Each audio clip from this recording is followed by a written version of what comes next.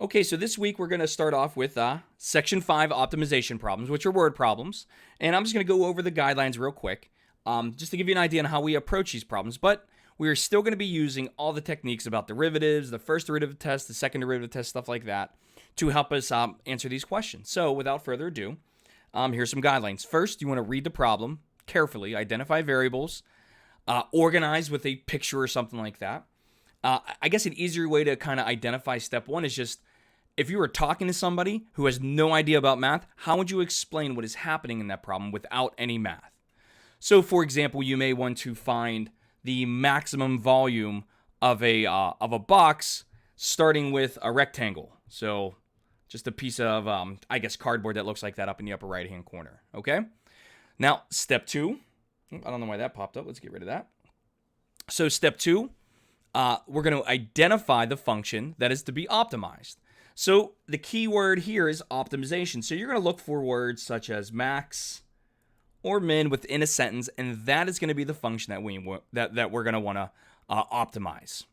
In other words, when you see the words max or min, you should be thinking first derivative, set it equal to 0, find the critical points. Okay?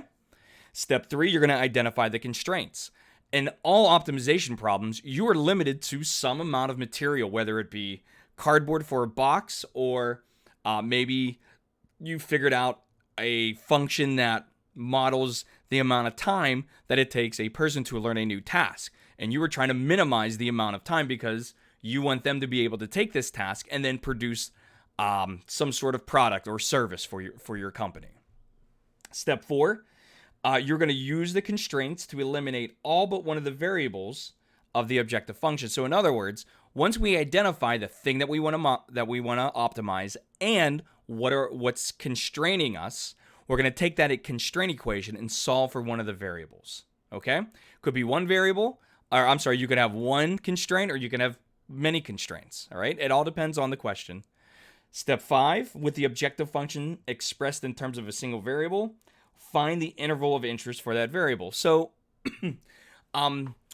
sometimes you are limited to the amount of material. So for example, if I have a circle with a radius of 4, notice that my interval has to be in between 0 and 4. I can't have a radius larger than 4, or I can't have an interval larger than 4 because I have a circle that has a radius of 4. So I'm bounded by that. I'm constrained by that. And then step 6, use methods of calculus. So take a derivative, set it equal to 0, and see what happens. So I have 4 different examples. Each of them, we're going to follow these guidelines. Sometimes I don't follow the guidelines strictly to the rule of the land right here, 1, 2, 3, 4, 5, 6. But the idea behind doing optimization problems is to just understand what's happening. So please do not memorize the problem. Understand the method on how we do this. All right? So we have two problems right here. Both deal with a rectangular pen. The first one deals with just a pen that is built up against a barn. And the second one says, okay, what if we wanted to create little adjacent rectangular pens inside? Because maybe we have different animals that want to live in these little enclosures right here. So we want to keep them separated. So let's do part A first. So part A says a rectangular pen is built with one side against a barn. 200 meters of fencing are used for the other 3 sides of the pen. What are the dimensions? So here's what we have. And it's similar to the picture above. We have a barn. And then we just have this really big rectangular pen. All right.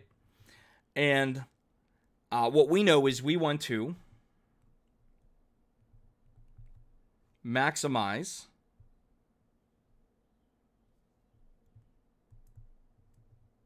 the area. And where did I get that from?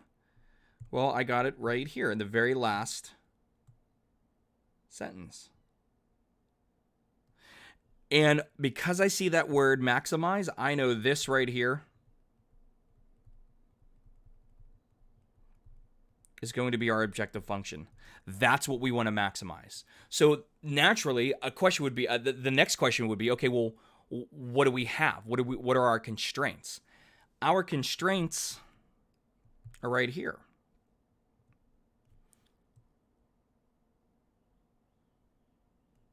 We have 200 meters of fencing. Now, this goes back to, excuse me, this goes back to like very old school days. And what I mean by that is this. When somebody says you have 200 meters of fencing, notice that they didn't say square meters. They didn't say cubic meters, right? They said meters. And since meters is raised to the first power, I know that's going to be a perimeter. And we know the perimeter is nothing more than just the outside distance totaled up. So what I'm going to do here is I'm going to go ahead. I've already identified step 1. All right. I understand the problem. Step 2, we know we need to maximize this area. Okay. And we know area equals X times Y. Step 3, find those constraints. Well, we know the constraint is going to be perimeter. It's going to be the amount of material I have. So what I need to do is I'm going to let X and Y represent the dimensions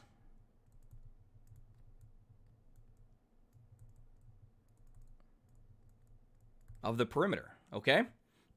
So I'm going to make this X, this Y. Actually, let me use a different color here. There we go. So I make that X. That means the opposite side is going to be X, and this is going to be Y. I don't have to worry about the barn side of this enclosure because we're gonna butt our pen up against it. So I don't have to worry about that. So my perimeter is going to equal 2X plus Y, or since we know, we don't have 210, we have 200. We know exactly how much fence we have.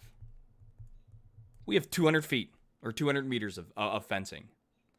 So here you can see, okay, we found what our constraint is. We know what we want to optimize. And most importantly, and I'm going to draw like little arrows here. These two equations are related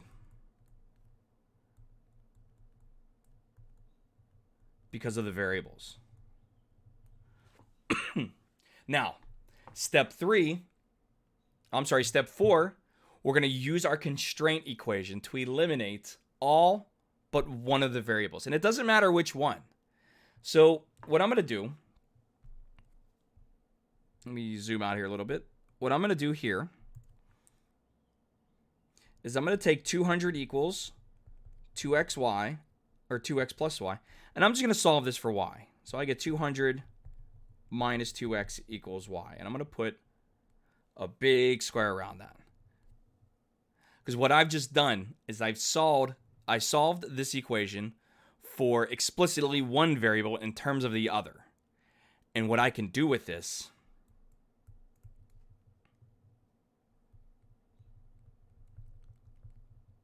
is substitute into the objective function. Because what ends up happening when I do that, area equals x times y. When I make this substitution, notice that I get one equation with area on the left explicitly written in terms of one of the variables on the right. In this case, it happens to be x. So I'm just going to distribute. And since I want to maximize the area, I'm going to take this function right here, and I'm going to use some methods of calculus to find the max or min. So on the right, on the left-hand side, when I go ahead and differentiate, so just let me write d dx of both sides.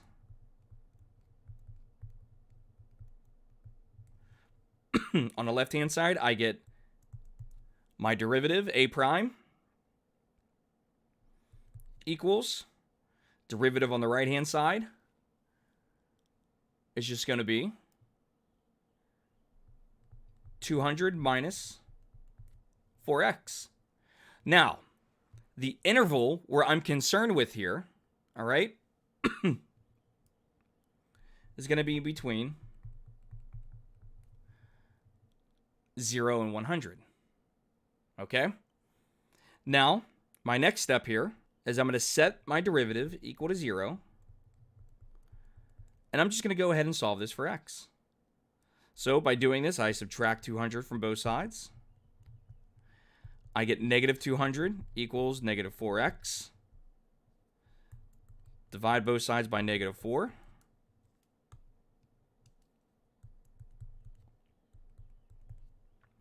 A negative divided by a negative is a positive, and 200 divided by 4 is 50 meters. So I know, and I'm going to draw the picture again. So here's my barn. I know this side is 50. That side has to be 50. Since this is y, I can easily find a dimension of y just by saying, okay, well, if we go all the way back up top, 200 minus 2x equals y. So 200 minus 2 times 50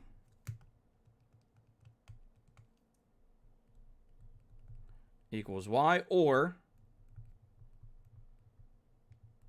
y equals 100. So I can go and just write y equals 100. So the dimensions that will end up giving me the maximum area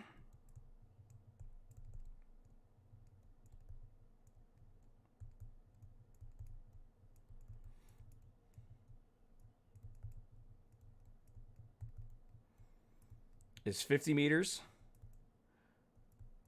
by 100 meters. Okay? And that's usually how we like to end problems, with just a little statement, something like that, okay? Now, the question is, or the next question could be, okay, well, what is the max area? All right?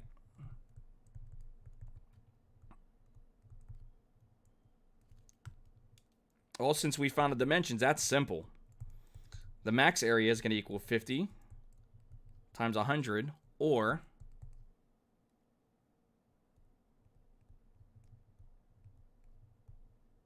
5,000 meters squared. Okay?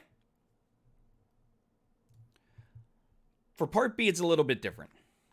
So part B says, a rancher plans to make 4 identical and adjacent rectangular pens against a barn, each with an area of 100 meters squared. What are the dimensions of each pen that minimize the amount of fence to be used?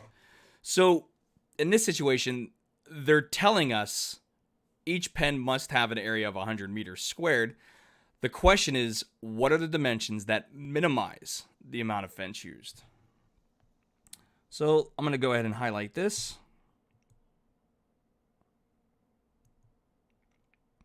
Because that is our objective function right there.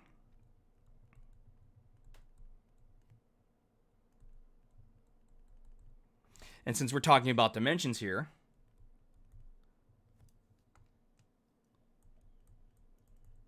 that's a perimeter, okay? Our constraint equation is right here. We know that the area of each one of these pens has to be 100 meters squared. So that's what we are limited by. So once again, I'm going to start this the same way I did the previous one. Sorry, I zoomed out here a little bit. I'm going to get a different marker. I'm going to let x and y be the dimensions of each. Now, this is a little bit different now. Individual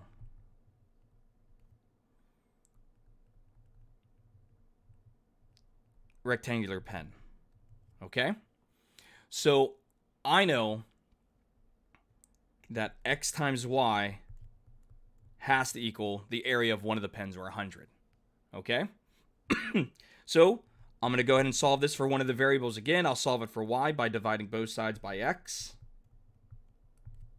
So y equals 100 over x. Okay? But now the question becomes, okay, well, what is this? What is the objective function? What does that look like? Okay. So if you think about this, you have x and y. Okay, and that's for one of the pens, right? So I have x. I'm going to write the x a little bit higher up here. So there's 1, 2, 3, 4, 5 x's, and then 1, 2, 3, 4 y's. So my objective function, which is my perimeter, I'm going to call it P, equals 5x plus 4y. So I hope that makes sense. I hope you can see where I'm getting this. It's not like I'm like inventing math or anything. I'm kind of just going with the flow here. That's it. Okay? So if we wanted to, we can label our interval. The interval here is going to be x is going to basically lie in between 0 and infinity. It doesn't make sense to have a length of 0. And to be honest with you, these the x components of these pens and the individual pens can go up to infinity, but even that, I mean, it doesn't make sense for it to be infinity. In other words, I want x to be a positive number, because if I got a positive number, I know that I'm in the right direction. Okay? So from here, what we're going to do is we're going to take our constraint equation.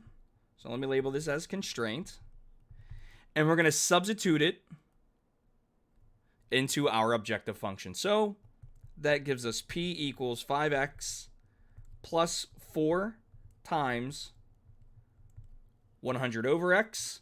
Another way to look at this, P equals 5x plus 400x to the negative 1.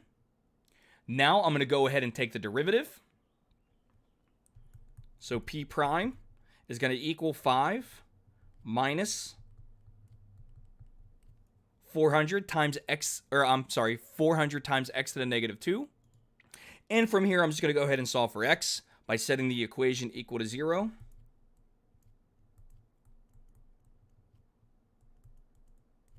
So real quick, just to do this first, I'm going to go ahead and subtract 5 from both sides.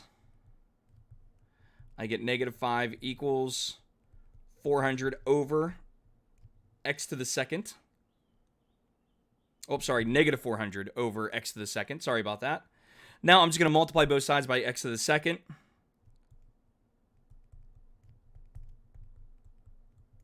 And then divide both sides by negative 5. I know it's really fancy algebra that I'm doing here. So a negative divided by negative is a positive. 400 over 5 is 80. And last but not least, remember, when you take the square root of both sides, you got to include the plus or minus. But in our situation, we're only going to include the positive side of this because we know we need a positive value for a distance, so I don't have to worry about the negative. And to simplify this a little bit further, x is going to equal 4 times the square root of 5. Okay? So there is just one of the dimensions. That's it. Now, how am I guaranteed that this is a minimum? Like, how do I know that?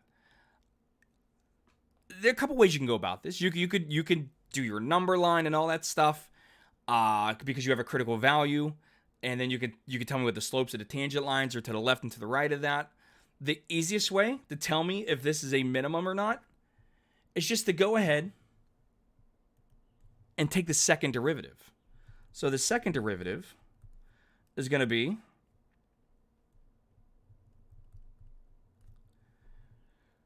(800x to the negative 3). Okay? Now, no matter what you do here,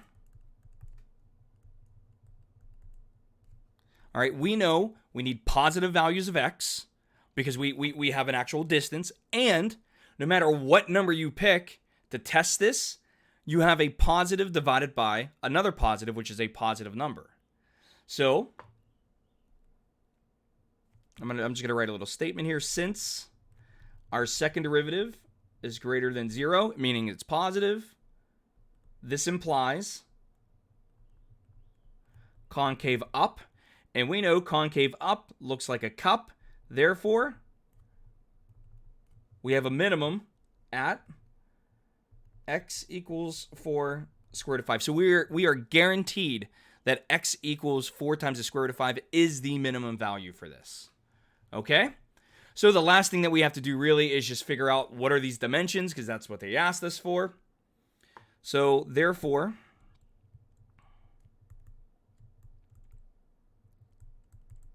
the dimensions are x equals 4 times the square root of 5. And remember, and I'm going to scroll up here real fast.